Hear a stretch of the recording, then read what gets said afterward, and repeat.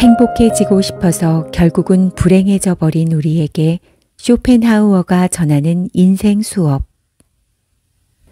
1. 착한 이기주의자가 되라. 사람은 누구에게나 이기심이 있다. 많고 적고 정도의 차이가 있을 뿐이다. 이기심은 태어날 때부터 지니는 인간의 본능인 것이다. 그런데 문제는 이기심이 지나치면 탐욕이 된다는 데 있다. 탐욕스러운 사람이 이기심이 강한 것은 바로 이 때문이다. 그래서 이기심이 많은 사람은 사람들로부터 경계의 대상이 된다. 그러다 보니 이기주의자는 고독을 느낄 수밖에 없다. 이에 대해 쇼펜하우어는 다음과 같이 말했다. 이기주의자는 외면적인 혹은 적대적인 현상 사이에 자기의 고독을 느낀다. 쇼펜하우어의 말처럼 이기주의자는 고독을 느끼는데 그런 가운데서도 그가 바라는 것은 모두가 자신의 행복을 추구하는 것이라는 것이다. 아주 적확한 지적이라고 할 수 있다. 이렇듯 이기주의자가 이기심에 빠지는 것은 자신의 행복 때문인 것이다. 그러니 어떻게 탐욕적이지 않을 수 있을까? 그렇기 때문에 이기주의자는 남을 생각하는 마음이 적고 지극히 자기중심적이다. 그러다 보니 사람들은 그런 자와 거리를 두는 것이다. 그러나 이기심이 적고 착한 사람은 남을 생각하는 마음이 크다. 그는 양보할 줄도 알고 자신의 것을 아낌없이 내놓기도 한다. 남을 배려하는 마음이 인간 본능인 이기심보다 크기 때문이다. 그런 까닭에 남이 행복한 것을 보면 자신의 행복처럼 여기는 것이다.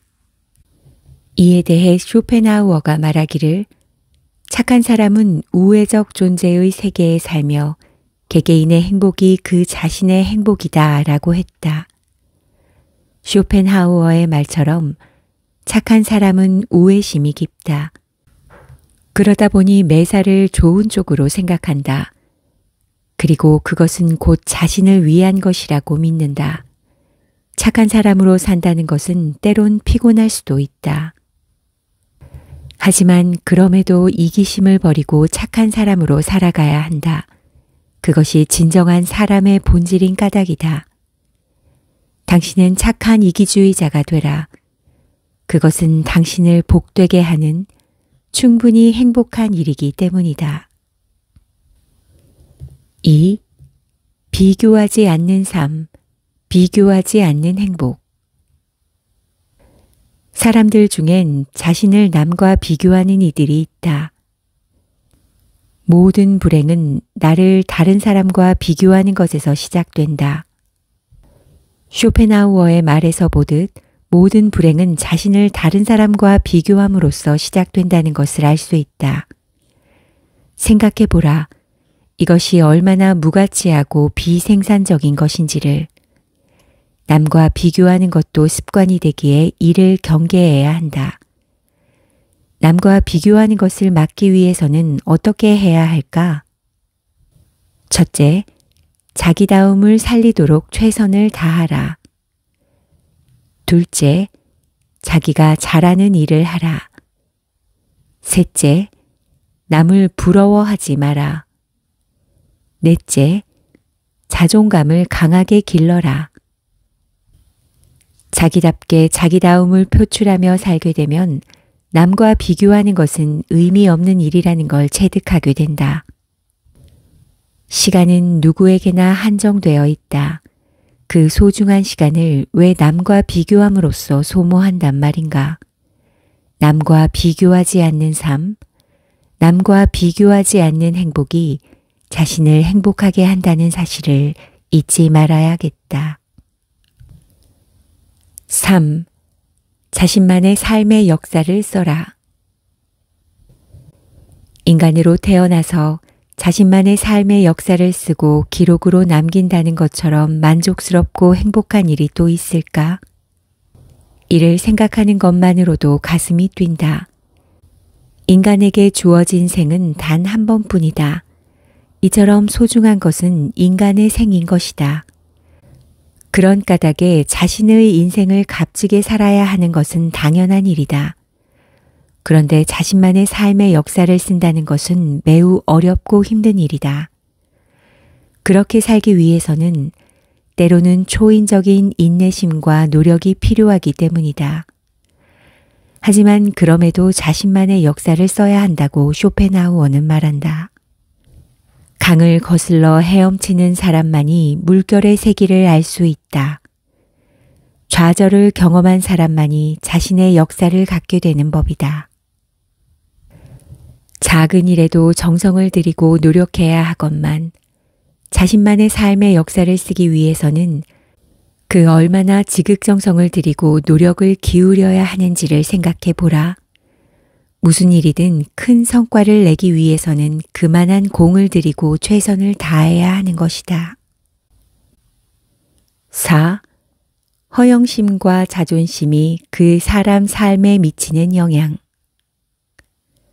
쇼펜하우어는 철학자의 관점에서 허영심과 자존심의 특징을 다음과 같이 말했다.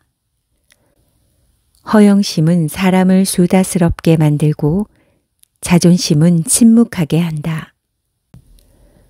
허영심은 공허한 마음을 채우려 하다 보니 남에게 보여주려고 의외로 말을 많이 하게 되고 불필요한 몸집도 하게 되는 것이다.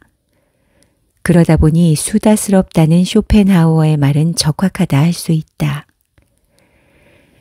자존심은 남에게 굽히지 아니하고 자신의 품위를 스스로 지키는 마음이다 보니 다른 사람에 비해 자신이 부족하다는 생각이 들면 함구하여 속내를 드러내지 않으려고 한다. 그러다 보니 침묵하게 한다는 쇼펜하우어의 말은 적확하다 할 수 있다. 인간에겐 누구에게나 허영심과 자존심이 있다.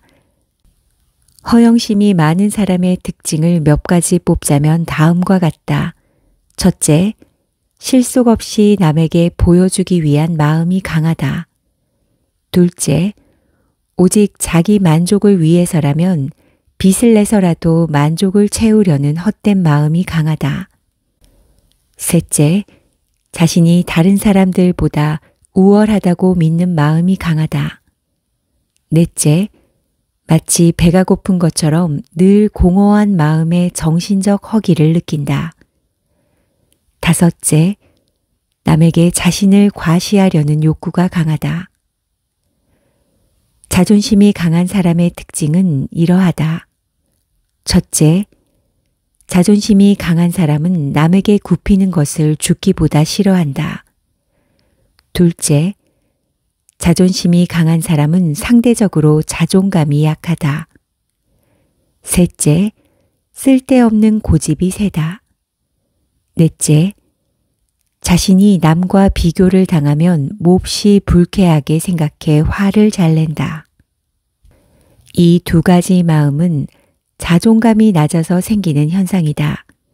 그런 까닭에 자존감을 높이려는 노력이 필요하다. 자존감이란 자신이 사랑받을 만한 가치가 있는 존재이고 어떤 성과를 이루어낼 만한 유능한 사람이라고 믿는 마음이다. 자존감은 자존심과 더불어 자기에 대한 긍정이라는 공통점을 갖고 있지만 좀 더 자세히 살펴본다면 있는 그대로의 모습에 대한 긍정과 경쟁 속에서의 긍정이라는 다른 의미를 지닌다. 자존감이 높다는 것은 자신에 대한 가치를 높이는 데 큰 힘으로 작용한다. 그래서 자존감이 강한 사람은 스스로를 존중하고 격려함으로써 자신을 가치 있는 사람으로 이끌어낸다. 그런 까닭에 자존감이 높으면 상대적으로 허영심과 자존심은 그만큼 낮아지게 되므로 열등의식으로부터 벗어나게 된다. 그렇다. 지금 이 순간 자신을 냉정하게 돌아보라. 나는 자존감이 높은 사람인가를. 그렇다면 분명 허영심이 적고 자존심 또한 무난한 편일 것이다. 만일 그렇지 않다는 생각이 들면 자존감을 높이도록 최대한 노력하라. 5. 너무 많은 행복을 바라지 마라. 사람은 누구나 행복을 꿈꾼다. 행복은 사람이 살아가는 절대 이유이자 바람인 까닭이다. 하지만 행복도 너무 바라면 오히려 행복을 행복이라 생각하지 않게 된다. 쇼펜하우어는 행복에 대해 다음과 같이 말했다. 심하게 불행해지지 않는 방법은 너무 많은 행복을 바라지 않는 것이다. 옳은 말이다. 지나친 행복의 탐욕은 불행을 부르는 화근인 것이다. 그런 까닭에 더 행복해지고 싶은 마음에 욕심을 부림은 금물이다. 이 세상의 참다운 행복은 남에게서 받는 것이 아니라 내가 남에게 주는 것이다.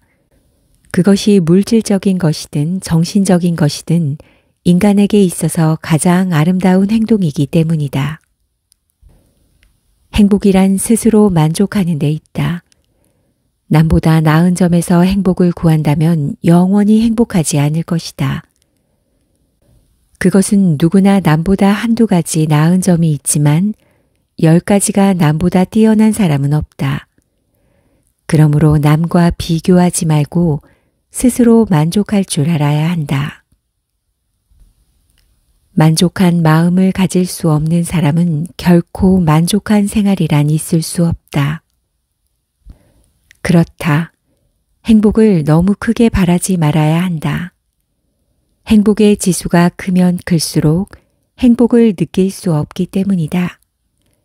하지만 행복의 지수가 낮아 사소한 것에서 행복해질 수 있다면 그만큼 행복은 더 커지는 법이다.